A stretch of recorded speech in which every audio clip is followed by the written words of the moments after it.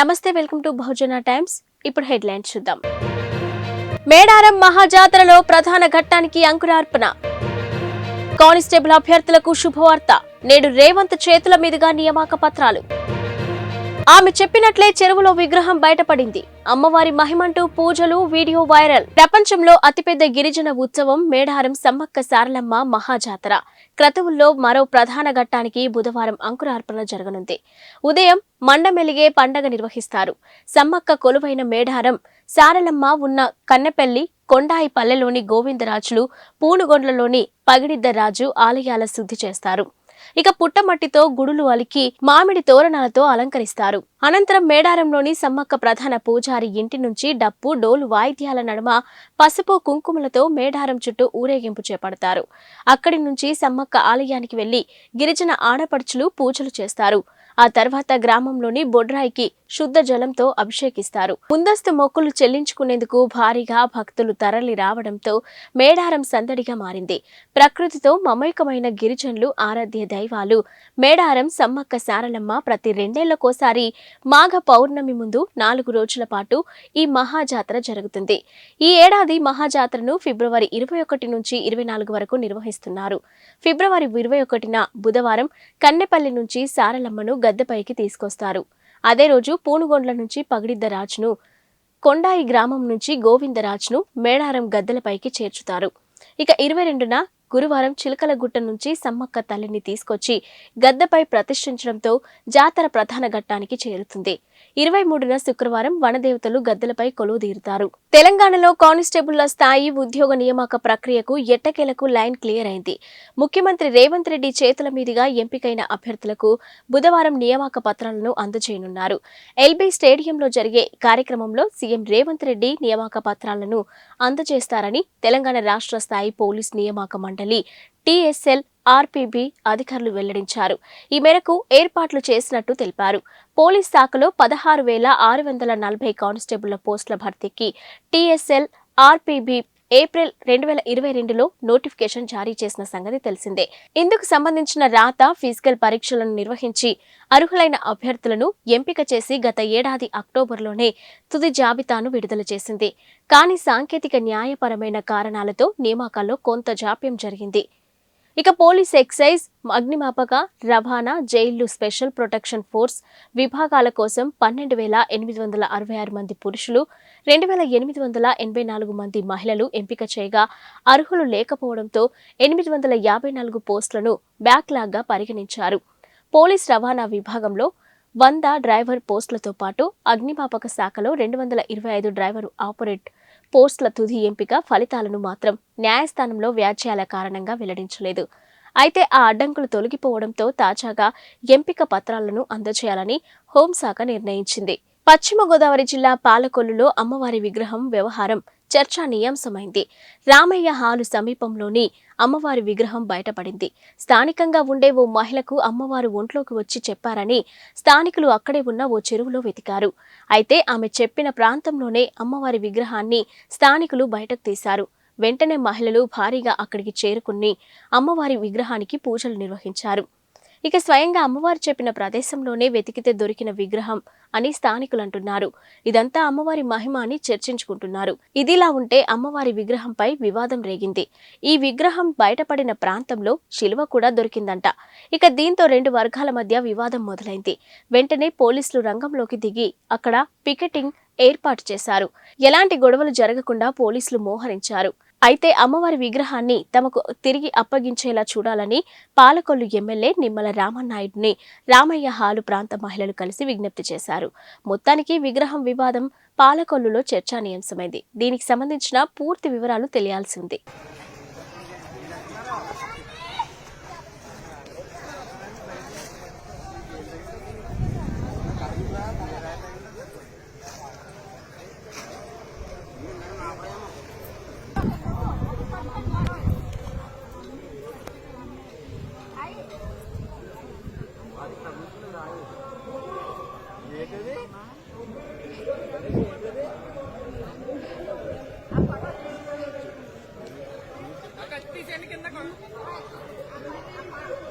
జై భవానీ జై భవానీ జై భవానీ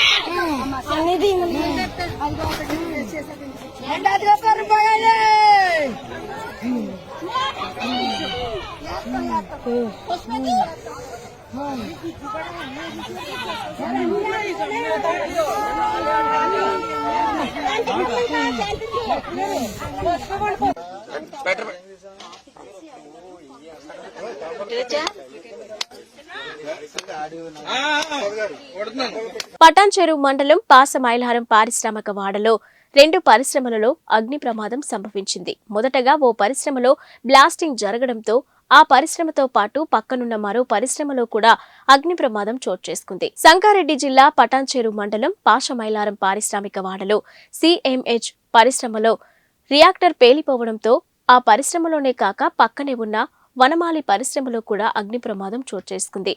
మంటలు ఆర్పేందుకు సిబ్బంది తీవ్రంగా ప్రయత్నించారు. స్థానిక ఫైర్ స్టేషన్ నుంచి మొత్తం 5 ఫైర్ ఇంజన్లు మంటలు అదుపులోకి తెచ్చాయి. అయితే ఇందులో దాదాపు 4 తీవ్రంగా గాయపడ్డారని తెలుస్తుంది. పరిశ్రమలో దాదాపు 11 మంది కార్మికులు ఉండగా అందులో 4 మాత్రం గాయపడ్డారని అధికారులు తెలిపారు. ఇంకా పూర్తి వివరాలు తెలియాల్సి ఉంది. ఇక జిల్లా కలెక్టర్ ఆదేశాల మేరకు సంఘటన స్థలానికి చేరుకుని వివరాలు అడిగి తెలుసుకున్న ఆర్డీఓ రవీందర్ రెడ్డి ఈ ఘటనకు బాధ్యులైన వారిపైన కఠిన చర్యలు తీసుకుంటామని మీడియాతో తెలిపిన ఆర్డీఓ ఈరోజు ఈవినింగ్ దాదాపు 7:30 ప్రాంతంలో పాసమైలారం ఐడిఐలో ఉన్నటువంటి సోలుబ్రియాస్ ల్యాబొరేటరీస్లో దాని పక్కన వనమాలీస్ ల్యాబొరేటరీస్లో కూడా మంటలు లేచాయి. సోలుబ్రియాస్లో రియాక్టర్ పేలడం వల్ల అందులో ఉన్న మంటలు ఈ వనమాలి రావడం జరిగింది. మన డిఎఫ్ గారి ఆధ్వర్యంలో 5 ఆఫీసర్స్, 4 ఫైర్ ఇంజన్స్, దాదాపు 30 మంది సిబ్బంది 2 గంటలలో పూర్తిగా వాటిని ఎస్టికేట్ చేయడం జరిగింది. ఈ మంటలలో 4 గాయపడ్డారు. అందులో పరిస్థితి తీవ్రంగా ఉంది. దానికి సంబంధించిన ట్రీట్మెంట్ తీసుకోవడం జరుగుతుంది. ఈ సంఘటన పైన పూర్తిగా విచారణ చేసి ఒక సరిగమ నివేదిక సమర్పించడానికి కలెక్టర్ గారు మాకు ఆదేశాలు ఇచ్చారు. ఇటువంటి యాక్సిడెంట్ ఎందుకు జరుగుతున్నాయి, ఎవరి యొక్క ఫాల్ట్ ఇది, అంటే ముందు జాగ్రత్త చర్యగా యాజమాన్యం చర్యలు తీసుకోకపోవడమా, లేకపోతే ఏమైనా కారణాలు ఉన్నాయని pollution control board, factory, fire, revenue, police అన్ని అధికారులు అన్ని సంబంధించిన సమగ్రమైన రిపోర్టు కలెక్టర్ గారికి మేము సమర్పించి. పేరు సుధాకర్ గౌడ్, పాసమైలారం మాజీ సర్పంచ్ని, ఇప్పుడు ఎంపీటీసీ ఉన్నాం మేము. ఇక్కడ పేస్టు ప్రాంతంలో పాసమైలారం ఇండస్ట్రియల్ ఏరియా పేస్టు ప్రాంతంలో జరిగినటువంటి ఈరోజు ఫైర్ యాక్సిడెంట్లో సిఎంఎస్ అనే కంపెనీ దాంట్లో బాగా ఒక దట్టమైన పొగలాగా వచ్చేసి బాగా బ్లాస్ట్ అయ్యి సౌండ్ వచ్చి ఒక ఇంచుమించు ఒక 2-3 కిలోమీటర్ల సరౌండింగ్ ఏరియాలో బ్లాస్ట్ సౌండ్ రావడం జరిగింది. దాని పక్కన ఉన్నటువంటి వనమాలి పక్కన దాంట్లో రిసీవర్స్ ఏదో ఉంటుంది, అది దానికి అంటుకున్నది, అది పెద్ద అదిగిన ఫైర్ అయింది. దీంట్లో జరిగినటువంటి ఒక 4 ఇంజూర్ అయ్యారు. దాంట్లో నుంచి ఒక మేజర్గా ఉన్న వాళ్ళను పటాన్చెరు ధృవ హాస్పిటల్ పంపించడం జరిగింది. ఇంకా 3 దీంట్లో కాకతీయ హాస్పిటల్ ఉన్నారు. ఇటువంటి జరగకుండా ఫైర్ సేఫ్టీ కానీ ఇవన్నీ చేసి ప్రజల ప్రాణాలు కానీ ఇక్కడ కంపెనీ ఆస్తులని ధ్వంసం కాకుండా చూసుకోవాలని చెప్పి మనం చేస్తూ, అలాగే ఇక్కడికి వచ్చినటువంటి ఈరోజు పోలీస్ శాఖ వాళ్ళకి వచ్చారు. ఫైర్ స్టేషన్ నుంచి ఒక 5 ఫైర్ స్టేషన్కి సంబంధించిన వెహికల్స్ రావడం జరిగింది. అవన్నీ అండ్ వనమాలి ఇండస్ట్రీలో సలిబ్రస్లో స్టార్ట్ అయిపోయి వనమాలి ఇండస్ట్రీకి ఎక్స్టెండ్ అయింది. ఫైర్ ఫైటింగ్ ఆపరేషన్స్ కంప్లీట్ మేము ఎక్స్టింగ్విష్ చేయడం జరిగింది. ప్రాథమికంగా చాలా మేజర్ ఫైర్ ఉండే ఇండస్ట్రియల్ ఫైర్ వెహికల్స్ ప్లస్ 2 అగ్నిమాపక కేంద్రాలు పటాన్చెరు అండ్ సంగారెడ్డి వెహికల్స్ కూడా వచ్చారు. కంప్లీట్ ఫైర్ ఎక్స్టింగ్విష్ చేయడం జరిగింది. ఈ ప్రమాదంలో ఒక 4 వ్యక్తులు తీవ్రంగా గాయపడ్డారని మాకు ప్రాథమికంగా సమాచారం తెలిసింది. ఇంకా పూర్తి డీటెయిల్స్ కూడా రావాల్సింది. అందులో ఒకతనికి చాలా సీవియర్గా ఇంజ్యూరీస్ అయ్యాయి. మిగతా 3కి మామూలు మైనర్ ఇంజ్యూరీస్ అయ్యాయి. వాళ్ళందరినీ కూడా ఫైర్ వెహికల్స్ స్పాట్ రాకముందే అక్కడికి వాళ్ళను షిఫ్ట్ చేయడం జరిగింది హాస్పిటల్కు. ప్రస్తుతానికైతే పరిస్థితి కంప్లీట్గా అదుపులోకి వచ్చేసి ఎక్స్టింగ్విష్ చేయడం జరిగింది. ఇంకో గంట సేపు వరకు వెహికల్స్ ఇక్కడే ఉంటాయి. ఎటువంటి ఫైర్ జనరేట్ అయ్యే అవకాశం లేదు. పక్క ఇండస్ట్రీ కూడా ఎక్కడ కూడా ఎక్స్టెండ్ అయ్యే అవకాశం కూడా లేదు. ఈ 4 కార్మికులు ఇందులో ఏ పరిశ్రమలో ఈ పరిశ్రమలో సెలిబ్రస్లో అయినట్టుగా మాకు ప్రాథమికంగా సమాచారం ఉంది. వాళ్ళ పేర్లు ఏమన్నా బ్లాస్టింగ్ కావడం వల్లనే సడన్గా వాళ్ళకి ఇంజ్యూరీస్ అయినట్టు మనకు సమాచారం ఉంది. వాళ్ళ మేనేజ్మెంట్ ఇంకా మనకు అందుబాటులోకి రాలేదు. ఇప్పుడే ఫైర్ ఫైటింగ్ ఆపరేషన్స్ కంప్లీట్ అయిపోయాయి. ఆ డీటెయిల్స్ అన్ని కూడా డీటెయిల్స్ ఇవ్వడం జరుగుతుంది. ప్రధాన కారణం రియాక్టర్ బ్లాస్టింగ్ అవ్వడం వల్లనే వాళ్ళకి ఇంజ్యూరీస్ అయ్యాయి. కెమికల్ రియాక్టర్లో ఒకటేసారి మనకు రియాక్షన్ అవుతున్నప్పుడు ప్రాసెస్ జరుగుతున్నప్పుడు రియాక్టర్ బ్లాస్టింగ్ సార్. అందులో సేఫ్టీ ప్రిస్క్రిప్షన్స్ ఎట్లా ఉన్నాయి సార్? ఇందులో ఇంకా మనం అంత డీటెయిల్స్కి వెళ్ళలేదు. ఈ ఇండస్ట్రీలో మాత్రం బాగానే ఉన్నాయి. ఆ ఇండస్ట్రీకి ఇంకా వెళ్ళలేదు, ఎందుకంటే ఫైర్ ఇక్కడే ఉండి ఎక్స్టెండ్ అయింది కాబట్టి. మనము ఇవన్నీ డీటెయిల్గా మనం మార్నింగ్ చూడగలుగుతాం. ఎందుకంటే నైట్లో మనం ఇప్పుడు విజిట్ చేసే పరిస్థితి లేదు లోపలికి వెళ్ళి. ప్రస్తుతానికైతే ఈ ఇండస్ట్రీలో మాత్రం ప్రకాశం జిల్లా ఒంగోలు టౌన్లో సంతనూతలపాడు నియోజకవర్గ పరిధిలోని చేపట్టిన పెండింగ్లో ఉన్న అభివృద్ధి పనులను, సంక్షేమ పథకాలను సత్వరం పూర్తి చేయాలని రాష్ట్ర సాంఘిక సంక్షేమ శాఖ మంత్రి, జిల్లా ఇన్ఛార్జ్ మంత్రి మెరుగు నాగార్జున సంబంధిత శాఖల అధికారులను ఆదేశించారు. కలెక్టరేట్లోని జిల్లా కలెక్టర్ ఛాంబర్లో రాష్ట్ర సాంఘిక సంక్షేమ శాఖ మంత్రి శ్రీ మెరుగు నాగార్జున జిల్లా కలెక్టర్ శ్రీ ఏఎస్ దినేష్ కుమార్తో కలిసి రెవెన్యూ, పంచాయతీ రాజ్, ఆర్డబ్ల్యూఎస్, జిల్లా గ్రామీణ అభివృద్ధి సంస్థ, సాంఘిక సంక్షేమ శాఖ అధికారులు సంతనూతలపాడు నియోజకవర్గ పరిధిలోని తహసీల్దార్లతో సమావేశమై నియోజకవర్గంలో చేపడుతున్న అభివృద్ధి మరియు సంక్షేమ కార్యక్రమాల పురోగతిపై శాఖల వారీగా సమీక్షించి పెండింగ్లో ఉన్న అభివృద్ధి, సంక్షేమ కార్యక్రమాలను సత్వరం పూర్తి చేయాలని అధికారులను ఆదేశించారు.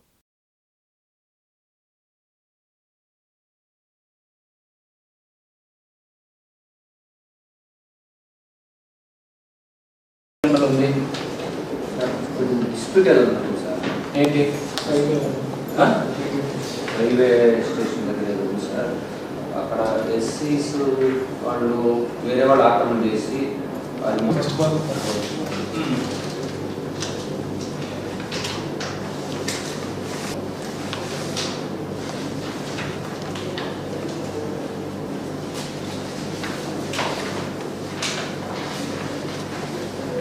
ఖాళీగా ఉందో ఫస్ట్ చూడండి. వాళ్ళకి ఎంత కావాలి ఖాళీగా ఉందో ఓకే అది ఇచ్చేసి ఇది మనం బరిల్ గ్రౌండ్గా యాడ్ చేయవచ్చు. ఓకే బట్ బరిల్ గ్రౌండ్ చాలా ఇంపార్టెంట్. ఓకే హౌసింగ్స్ మనం ఎక్కడ వ్యాకెన్సీ ఉంటే అక్కడ పెట్టుకోవచ్చు. సో బరిల్ గ్రౌండ్ పెడితే ఉపయోగపడుతుంది.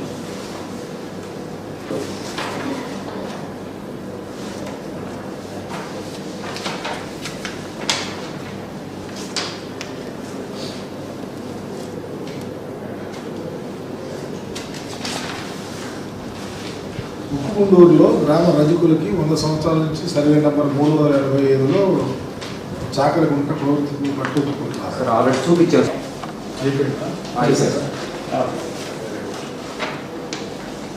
కరెంట్ అంటే 5 ఇవ్వలేదు. 5 అప్లికేషన్ పెట్టున్నారు. House set house sets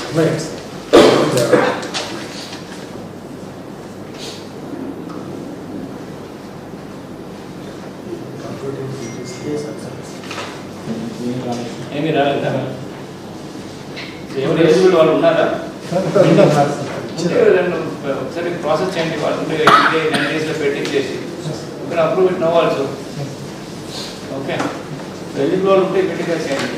90 days అంటే ఏమో అర్థమైనా తర్వాతకి అప్రూవ్ ల్యాండ్ ఎక్విజిషన్ కోసం పట్టాలు వచ్చినాయి. ఆ పట్టాలు ఇవ్వలేదంట. ఉందా అది ఇచ్చున్నారు సార్. ఇవ్వలేదు సార్. చెక్ చేయండి సార్. లొకేషన్ కదా ఎస్సీస్ వాళ్ళు ఇటువైపు ఇచ్చారు. అది కానీ చంద్రవాడవా సముద్రం చెప్పేది నిడమాను సార్. నిడమాను నచ్చినవాడ నిడమాను. అవును సార్. తమను కూడా వచ్చారు sir అడ్మినిస్ట్రేషన్కి.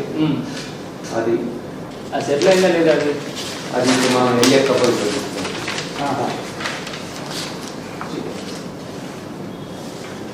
ఎస్ఎన్పాడు Endluru sir, Peramitta Endluru. Peramitta 11 kV sir. పెద్ద వైర్లు పోతుంది, దాని దగ్గర మార్చడానికి అవకాశం ఇప్పుడు మార్చడానికి వాళ్ళ కాలనీలో పోతుందా? ఓకే, మార్చాలంటే మళ్ళీ డబ్బులు కూడా ఉండాలి. చాలా డబ్బు ఎంత డబ్బు పెడతారు? నేను ఒక రిక్వెస్ట్ ఒకటి పెడతాము వాళ్ళకి, నార్మల్ ఇంప్రూవ్మెంట్ మీద చేయవచ్చాను ఒకసారి చూస్తాను. ఆ లెటర్ ఉంటే ఏదైనా ఉంటే నాకు వాట్సాప్.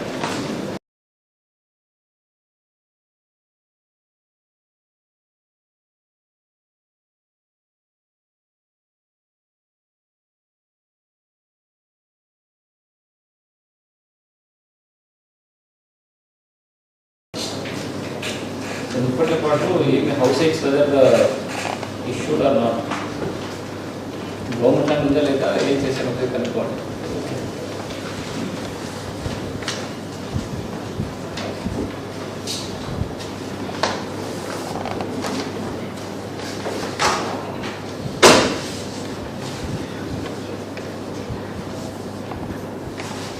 మోపిదేవిలో స్వయంభూగా కొలువుదీరిన శ్రీవల్లి దేవసేన సమేత శ్రీ సుబ్రహ్మణ్యేశ్వర స్వామివార్ల వార్షిక బ్రహ్మోత్సవాలు ఘనంగా ప్రారంభమయ్యాయి. ఆలయ సహాయ కమిషనర్ నల్లం సూర్యచక్రధర్రావు ఆధ్వర్యంలో బ్రహ్మశ్రీ కొమ్మూరి ఫణికుమార్ శర్మ, ఆలయ ప్రధాన అర్చకులు బుద్దు పవన్ కుమార్ శర్మల బ్రహ్మత్వంలో బ్రహ్మోత్సవాలలో మొదటి రోజు ఆలయ సూపరింటెండెంట్ బొప్పన సత్యనారాయణ ప్రత్యేక పూజలు నిర్వహించారు. ఆలయ పండితులకు శ్రీ స్వామివారి పట్టు వస్త్రాలను సత్యనారాయణ గారు అందజేశారు. తొలుత యాగశాల ప్రవేశం, విఘ్నేశ్వర పూజ, పుణ్యహవాచనం, అంకురారోపణ, వాస్తు పూజ, ధ్వజారోహణ, బలిహరణ, ధ్వజపట ప్రతిష్టాపన, నీరాజన మంత్ర పుష్పములను శాస్త్రోక్తంగా నిర్వహించారు. వార్షిక కళ్యాణ మహోత్సవాలను పురస్కరించుకొని ఆలయ ప్రాంగణంలో మహిళా భక్తులు కోలాటం, అలాగే భక్తి పాటల కచేరీ కార్యక్రమాలను ఏర్పాటు చేశారు.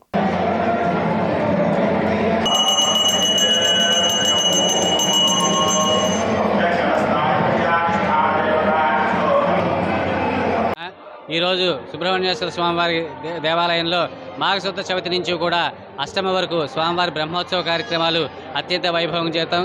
అలాగే మొట్టమొదటి రోజున ఈ రోజున చవితి రోజున ఉదయం 11 గంటలకు స్వామివారి పెళ్లి కుమారులను చేయడం కార్యక్రమం ఈరోజు అత్యంత వైభవంగా జరిగింది. అలాగే రేపు రాత్రి 8 గంటల దగ్గర నుంచి స్వామివారి కళ్యాణ మహోత్సవం జరుగుతుంది. అలాగే 15వ తారీఖు రాత్రి 8 గంటలకు స్వామివారి రథోత్సవ కార్యక్రమం జరుగుతుంది. కావున 50 మంది భక్తులు కూడా ఈ స్వామివారికి బ్రహ్మోత్సవ కార్యక్రమాల్లో ఇచ్చేసి స్వామివారిని దర్శించి తీర్థప్రసాదాలు స్వీకరించి స్వామివారి కృపకు పాత్రలు కావాల్సిందిగా కోరుచున్నాం. ఈ రోజు నుంచి ఈ శోభకృతి నామ సంవత్సర వార్షిక బ్రహ్మోత్సవాలు ప్రారంభమైనవి. ఈ రోజు నుంచి అష్టమి దాకా కూడా విశేషంగా కార్యక్రమాలు జరుగుతాయి. స్వామివారిని ఉదయము సుప్రభాత సేవతో ప్రారంభమయ్యి పెళ్లి కుమారుని కార్యక్రమం పూర్తయింది. అనంతరము ప్రదోషకాలంలో పంచహారతల అనంతరము స్వామివారికి విశేషంగా యాగశాల ప్రవేశము, ధ్వజారోహణ కార్యక్రమం జరుగుతుంది. రేపు ఉదయము సుప్రభాత సేవ, మధ్యాహ్నము ఎదుర్కోల మహోత్సవం, శేషవాహనం పెద్ద శేషవాహనం మీద స్వామివారి ఎదుర్కోలకు వెళ్తారు. సాయంత్రం 7 గంటలకు పంచాయతీ ఆఫీస్ దగ్గర మోపిదేవి గ్రామంలో ఎదుర్కోల మహోత్సవం. అటు అమ్మవారు ఇటు స్వామివారు చాలా సర్వేంద్రియాణ నయనం ప్రధానం, చూడటానికి కళ్ళు చాలనంత విశేషంగా స్వామివారి ఎదుర్కోల మహోత్సవం జరుగుతుంది. అనంతరము స్వామివారి దివ్య కళ్యాణ మహోత్సవం జరుగుతుంది. ఈ కళ్యాణంలో మనకి ఆసేత్ హిమాచల పర్యంతం ఉన్న క్షేత్రాల్లో సప్తరంగులతో తరంబరాలు చేసే ఏకైక క్షేత్రం మోపిదేవి సుబ్రహ్మణ్య స్వామివారి క్షేత్రం. అన్ని చోట్ల కూడా పసుపుతో కానీ తెల్ల బియ్యంతో కానీ స్వామివారికి తరంబరాలు పోస్తారు ప్రాంతీయ ఆచారాన్ని బట్టి. కానీ పూర్వం నుంచి కూడా అనాదిగా ఈ దేవాలయ ప్రారంభమైన దగ్గర నుంచి కూడా, ఉత్సవ ప్రకరణ ప్రారంభమైన దగ్గర నుంచి కూడా స్వామివారికి సప్తరంగులతో ఆ యొక్క తరంబరాలు పోస్తారు. ఆ తరంబరాలు ఎవరైతే తీసుకువెళ్ళి ఏ సంకల్పంతో ఆ తరంబరాలను నెత్తి మీద వేసుకున్నా, లేకపోతే అన్నంగా వండుకొని స్వీకరించినా కూడా సంకల్ప సిద్ధులయ్యే మహిమాన్వితమైన క్షేత్రం సుబ్రహ్మణ్యేశ్వర స్వామివారి క్షేత్రం. కనుక ఈ యొక్క స్వామివారి కళ్యాణాన్ని అందరూ తిలకించండి, స్వామివారి యొక్క అనుగ్రహాన్ని పొందండి. గురువారం నాడు ఉదయం సుప్రభాత సేవ, సాయంత్రం ప్రదోషకాలంలో స్వామివారి యొక్క దివ్యమైన రథోత్సవం, శుక్రవారం నాడు స్వామివారికి ఉదయం పూట అవభృత స్నానము, అనంతరము సుబ్రహ్మణ్య మాలా ధారణ విరమణ కార్యక్రమం పూర్తవుతుంది, పూర్ణాహుతి. సాయంత్రం పూట స్వామివారు మయూర వాహనం మీద శమీయతే పాపం శమీశత్రు వినాశనం అర్జునశ్చ ధనుద్ధారి రామశ్చ ప్రియదర్శన, ఎవరికి కూడా శత్రుబాధ లేకుండా ఉండాలని శమీ వృక్షాన్ని ఆశ్రయించి శమీ పూజా కార్యక్రమం జరుగుతుంది. అనంతరము స్వామివారి మయూర వాహనం మీద తిరిగి వచ్చిన తర్వాత ధ్వజ అవరోహణ కార్యక్రమం పూర్తవుతుంది. శనివారం నాడు ఉదయము భక్తుల సంకల్ప సిద్ధి కోసము సుబ్రహ్మణ్య హవనం కార్యక్రమం ఉంటుంది. మూలమంత్రంతో హవనంలో ప్రతి ఒక్కరూ ఎవరైనా సరే పాల్గొనవచ్చు. సంకల్ప స్వామివారి యొక్క పవడింపు సేవ, ద్వాదశ ప్రదర్శనాలతో ఉత్సవాల కార్యక్రమాలన్నీ కూడా పూర్తవుతాయి. ఈ ఉత్సవాల కార్యక్రమాలన్నీ కూడా మా దేవాదాయ ధర్మాదాయ సేవ గారి కమిషనర్ గారి ఉత్తర్వుల ప్రకారము అసిస్టెంట్ కమిషనర్ గారైన శ్రీ సూర్యధర చక్రధరరావు గారి యొక్క నేతృత్వంలో, వారి యొక్క పర్యవేక్షణలో వచ్చిన భక్తులకు సౌకర్యార్థము అన్ని ఏర్పాట్లు జరిగారు.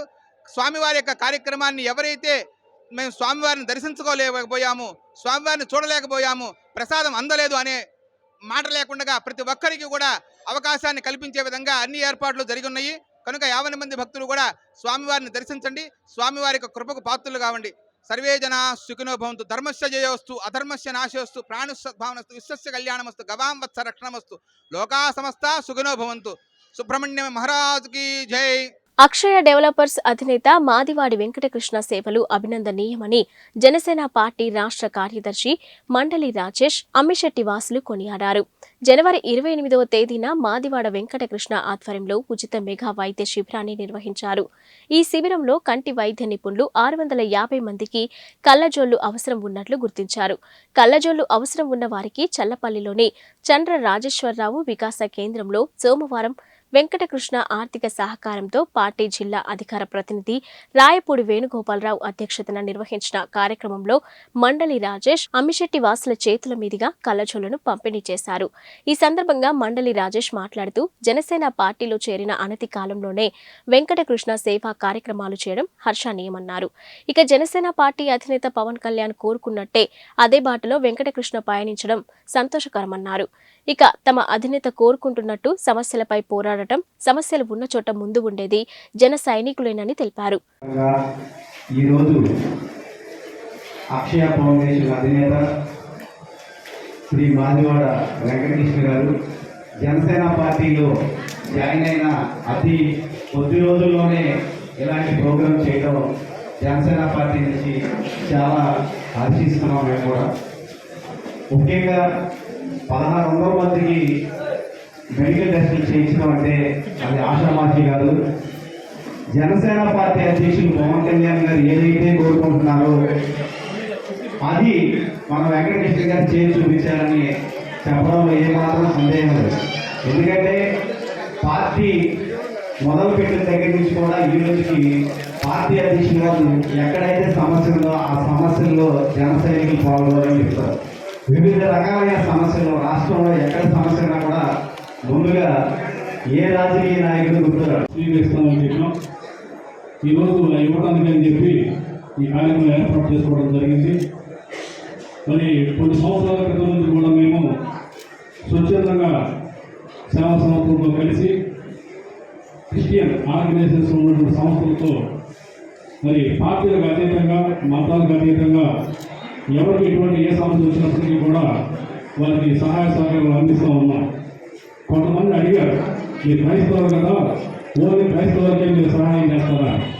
లేదు లేదు, ఎట్టి పరిస్థితుల్లోనూ మేము సహాయం చేయడం దగ్గర నుంచి ఈ రోజు వరకు కులం కానీ మతం కానీ చూడకోకుండా ఎవరికి ఏ ఇబ్బంది వచ్చినా కూడా సేవకులు, పాస్టర్స్ కూడా అందరూ కూడా మరి క్యాష్ పరంగా కానీ మతాల పరంగా కాకుండా అందరికీ సహాయం చేసేటటువంటి హృదయ కలిగిన వ్యక్తులుగా మేమంతా టీమ్గా తయారై ఈ సోషల్ ఆర్గనైజేషన్లో ముందుకెళ్తా ఉన్నాం. మరి ఇటువంటి పరిస్థితుల్లో గత ప్రభుత్వంలో చేయించుకునేటువంటి పనులు కనీసం మరి ఈ కొత్త ప్రభుత్వంలో అయినా చేసుకోవాలనే ఉద్దేశంతో జనసేన పార్టీ మరి నాయకులు మరి పవన్ కళ్యాణ్ గారు, అలాగే నారాయణ మనోహర్ గారు వాళ్ళ నిర్ణయాలు, ఆశయాలు, వాళ్ళ ఆలోచనలకు అనుగుణంగా మేము కూడా నడవగలం అన్న ఉద్దేశంతో మేము చేసినటువంటి ఈ స్వచ్ఛందంగా చేసే పనులు కానీ నేను ఎంచుకున్న మార్గం కరెక్ట్ కాదు. జనసేన అధ్యక్షుడు పవన్ కళ్యాణ్ గారిని చూసి గత 2 సంవత్సరాలుగా పార్టీలో టచ్లో ఉంటూ పార్టీకి సేవ చేయాలి, పదవుల కోసం కాదని నిస్వార్థంగా పార్టీలో పవన్ కళ్యాణ్ గారి ఆధ్వర్యంలో పార్టీలో జాయిన్ అయినటువంటి మరి మాదివాడ వెంకటకృష్ణ గారికి నా ప్రత్యేకమైన ధన్యవాదాలు తెలుపుకుంటా ఉన్నాను. మరి వెంకటకృష్ణ గారి గురించి మీ అందరికీ తెలుసు. మరి అన్ని అవసరం ఉన్న ఆయన వంతు సాయం చేయడం, మరి గతంలో ఒక ఫౌండేషన్ కింద చేయడం, ఈ రోజు జనసేన పార్టీ కింద మరి ఆయన ఎన్నో చాలా కార్యక్రమాలు చేస్తా ఉన్నారు. మరి ఈరోజు ప్రభుత్వం అధికారంలో ఉన్న ప్రభుత్వం పేదకు ప్రజలకి సేవ చేయాల్సిన ప్రభుత్వం మరి ఈరోజు మనం చూస్తూ ఉంటే ఎక్కడ అభివృద్ధి లేదు. మరి అదేవిధంగా ఆరోగ్యం కూడా ఈ ప్రభుత్వం పట్టించుకోలేని పరిస్థితుల్లో మరి ఉచిత మెడికల్ క్యాంప్ పెట్టి మరి 1500 పైన మరి ప్రజలకి మరి సేవలు అందించినటువంటి వెంకటకృష్ణ గారికి మా జనసేన పార్టీ తరఫున హృదయపూర్వకంగా ధన్యవాదాలు తెలుపుకుంటూ, ఎందుకంటే జనసేన పార్టీ అంటే అనంతపురం జిల్లా పెద్దపప్పూరు మండలంలోని అశ్వర్ధ్ నారాయణ స్వామి క్షేత్ర సమీపంలో పెన్నా నది ఒడ్డున 80 లక్షలతో నూతనంగా అతి సుందరంగా కాశిరెడ్డి నాయన ఆశ్రమం నిర్మించారు. బుధవారం స్వామివారి ప్రతిష్ఠ మహోత్సవం ఘనంగా నిర్వహించారు. పరిసర ప్రాంతాల నుంచి వందలాది మంది భక్తులు తరలివచ్చి స్వామివారిని దర్శించుకున్నారు. వచ్చిన భక్తులకు ఆశ్రమం నిర్వాహకులు తీర్థ ప్రసాదాలతో పాటు అన్నదాన కార్యక్రమం ఏర్పాటు చేశారు. నేటి నుంచి కాశిరెడ్డి నాయన ఆశ్రమంలో నిత్యాన్నదానం ఏర్పాటు చేస్తున్నట్లు ఆశ్రమ కమిటీ సభ్యులు పేర్కొన్నారు.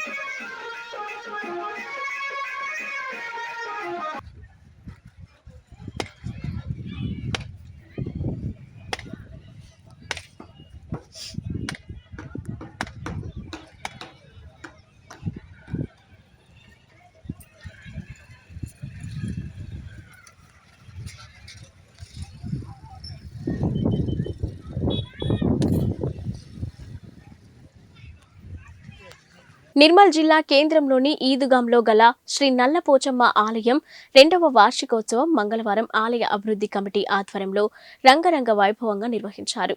పవిత్ర గంగా నీళ్లు స్థానిక శ్రీ రామాంజనేయ హనుమాన్ మందిరం నుండి పోచమ్మ ఆలయం వరకు ఊరేగించారు. మహిళలు భక్తి శ్రద్ధలతో మంగళ హారతులతో అమ్మవారి గంగ నీళ్లు ఊరేగింపులో పాల్గొన్నారు. అనంతరం అమ్మవారికి ఆలయ పూజారి గంగవ్వ అభిషేకం నిర్వహించి పట్టు వస్త్రాలు సమర్పించారు.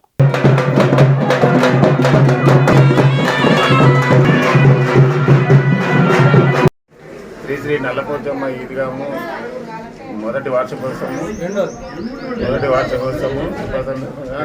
సక్రమంగా జరిగింది కాబట్టి ఇప్పుడు 2వ వార్షికోత్సవం చేస్తున్నాము. ఈ సందర్భంలో కూడా మళ్ళీ ముందు మంచిగా కోరుకుంటున్నాను.